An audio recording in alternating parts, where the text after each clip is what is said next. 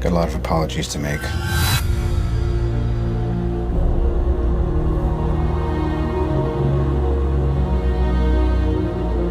Nothing's been the same since New York.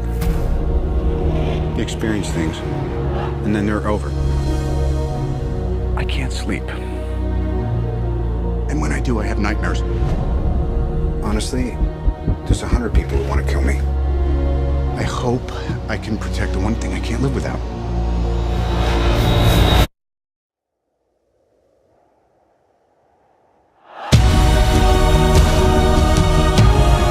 Ladies, children, sheep. Some people call me a terrorist. I consider myself a teacher. Lesson number 1. Heroes. There is no such thing.